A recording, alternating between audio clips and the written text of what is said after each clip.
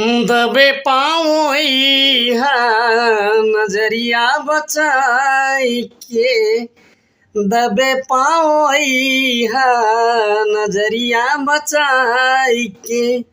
केवाड़ी अगर रात, केवाड़ी अगर रात में बंद पई खिड़कियाँ से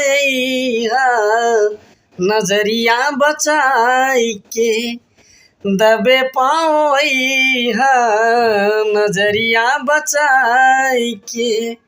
मिलने की रात अगर सासू जी जानी, उतर जाई बालम चढ़ल मोर पानी।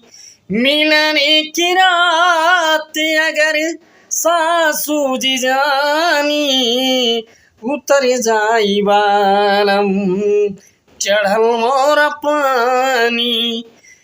खिड़कियाँ से नजरिया बचाई के, दबे पाँव नजरिया बचाई के।